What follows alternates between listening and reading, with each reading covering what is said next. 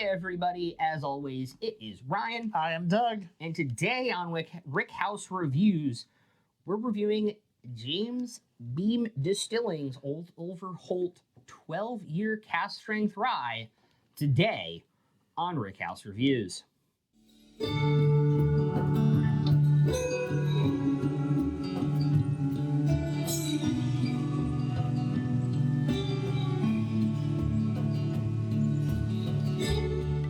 I'm excited to review this. Yep. We missed the early release last year. I wasn't really collecting for the first release of this, as this is the third annual release that they've done. This is obviously 12-year cask strength rye from Jim Beam Distilling. Don't really see a lot of ryes from them. Very unusual. As far as I'm aware. But this is originally a Pennsylvania rye brand. They have kind of revived here in their very limited release formats. It has a giant pour spout, which is just so unnecessary. But I love using like the bar pour spouts, and there's no way I can fit one in here. No. Like, just totally unnecessary. 12-year cask strength, 117 proof. Super excited. But before we get into it, as always, we got a little housekeeping to do. The first thing is we need you to engage the algorithm. Please like, comment, share this video with all your bourbon-loving guys, gals, and non-binary pals. Hit that subscribe button and ring that notification bell to get notified whenever we post a new short, whenever we go live while we're reviewing the videos. And to make sure you get all of our reviews here on Rick House Reviews. And then also, because we're still not quite used to it, we do have a new algorithm for this year. The new algorithm is very, very simple. It's very, very straightforward. It makes life a whole lot easier because math is hard sometimes. So we start at the top with the aroma at 30 points. We go to the flavor at 30 points now. We end with the finish, 30 points as well. And finally, buy again, recommend can be 5 points apiece. We haven't had a 0 yet, but we have gotten lower numbers than years past, just because now we're having it a little harder to find and or get and or be able to truthfully recommend, unless there's some caveats like I also think this year I am more focused in what I'm buying because I do want to spend less money but still have the quality reviews on the channel. True. And so a lot of stuff is more limited release. We will have shelf releases when shelf release stuff comes out. We've actually been putting one off for almost 4 months now. It needs to happen. We'll get to it, we promise. Yeah. Look forward to that by, of course, hitting that bell. Exactly. You ready to get into this one? We are ready. Salute. Cheers. Nostrovia. Oh, yeah. Oh, That's what rye is supposed to be. That has no burn. That is exactly what rye is supposed to be. At a nice 118? 117. 117. Yeah. 58.5. Made in America, established 1810. Yeah, I should do more than that's what a rye is supposed to be. It's warm, it's inviting, it has some rye spice on it. It also has a lot of like the dark brown sugar that I expect on a rye. I was about to be like, is it caramel? No, it's before caramel. What is it? The sugar, the brown sugar. It's also, everybody talks about this when they make cocktails, and it was a special kind of sugar because like they didn't used to be able to clean white sugar as effectively as we could now. Right. So it still have like a little brown to it. I forgot what it's called, but it's not bruleeing sugar, but it's similar. Right. Kind of smells like that in terms of the sweetness. I don't get a lot of licorice on it. I do get a lot of dill and rye spice though. Definitely the rye spice.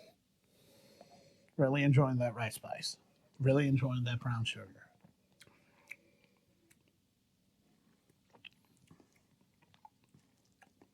Actually, that's very smooth. I expected a little bit more. There's I expected it to be rougher. It is surprisingly smooth, but that finish is hot and hits you. And if you guys were watching the live stream, you know how long we let this sit in our glasses too. Not the Kentucky burn that I am used to. It just went right down into the gully, and burns. But it's a good burn. This is not a shooter in any way, shape, or form. Please do not shoot these. I have a funny story I'll tell after. No, one time I was at a friend's house and he loved Bullet, and I found the barrel strength when I think they just released it. And he tried to take a shot of it and about threw up because it's like 20% higher than regular Bullet. Yikes. Watching him try and talk, though, was very funny. Don't do that with stuff like this, though. There's a reason you enjoy neat over ice and slow and smooth. I just say the more sips I've taken, the calmer the finish has gotten. You've noticed that too? Yeah. I was about to mention it. Yeah. That first sip is rough, but like the second sip is a little rough too. That third sip, it turns it into the Kentucky hug as your mouth is proofed finally. And you just get like this wonderful. It's almost like if you made like creme brulee, but with like pumpkin spice. See, I was thinking banana bread, but you know. I don't get a lot of banana on it. I actually had banana bread for the first time in like 5 years the other day, by the way. I'm proud of me. Taking long enough. That is sweet and spicy. Not overly oaked for a 12-year rye. Right. And a great price. Great color. Yeah, it's very dark. I don't know how well it will come across on camera, but that is dark. Right. That is the color I want. I love that. All right. I think I got my numbers for this guy. 12 year goes there.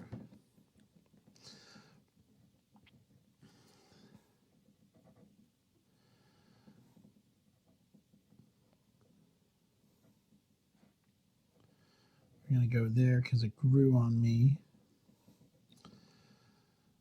I'm going to give it...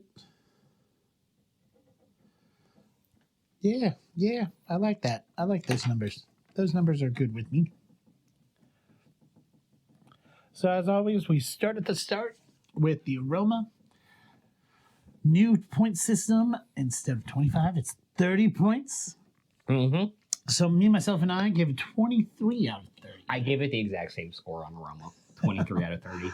Really love the brown did. sugar. Really love the rye. Really loved the lack thereof of some of the other notes that you sometimes get some ryes. I have talked a lot on this channel about ryes when we talked about it because I don't like ryes. I do like ryes now. I do like ryes now. But I don't want it to be overly herby dill. I don't want it to be super licoricey. And I want enough sweetness to balance out the rye spice, and that had all of it. Yes. I just thought it could be a little more punchy for the proof in the age statement, and so 23 out of 30. I thought it was not in the upper third, but it was approaching it. But I did think this is the tastiest rye I have had in a hot minute. Yep. I gave it a 26 out of 30 on flavor. I followed your suit this time around. 26 out of 30 for flavor. Nice. With that finish is what my original point was going to be 22. But then each sip just made it a little bit more smoother, a little bit more enticing, a little bit more of what I really, really want in a rye. I originally had a 21 written down. I ended up at a 24 out of 30 for my score. I also ended up at a 24 out of 30 on finish. Knowing that this bottle is, of course, a little special, it's going to be something that I would love to have a secondary bottle. So my score for buy again would be 4 out of 5. If I can find it for maybe double MSRP, I think I might. I don't even think full secondary is double MSRP. Okay. Then we might be safe. We might be safe because I also gave it a 4 out of 5 and I'm desperately going to try and get a bottle of this now. With recommend, due to how this rye actually came across, very unique, very subtle, very inviting. I would recommend it to almost everybody, but I would keep it in the middle of the pack at 3 out of 5. I gave it a 2 out of 5. Understandable. I think I can recommend this to rye drinkers and Okay. people who like cask strength rye. I don't think I can recommend it beyond that because I think this is starting to get in the territory of where it is approachable for a cask strength rye, but it walks the line of being a rye drinker's rye. It kind of is straddling these two worlds, so to speak, of rye drinkers cask strength rye and trying to be like an introduction to allocated rye whiskey. And it does good. Don't get me wrong.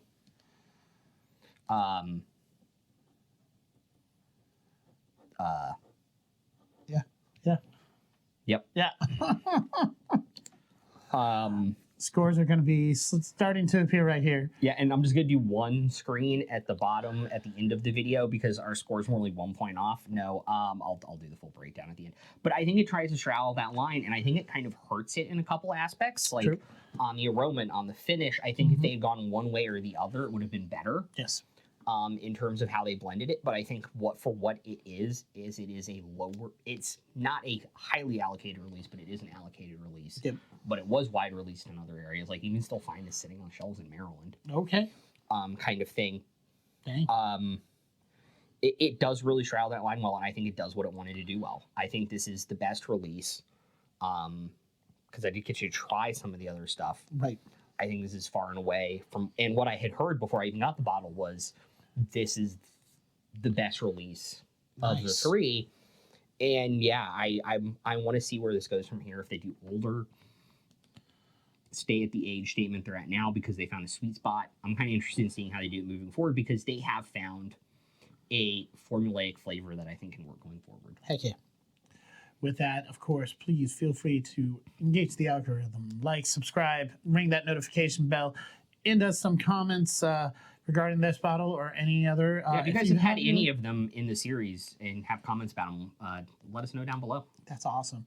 Last request is if you know where a bottle might be, let us know in the comments below. That way we can track it down and buy it again, recommend it to us this time. Hey. For once.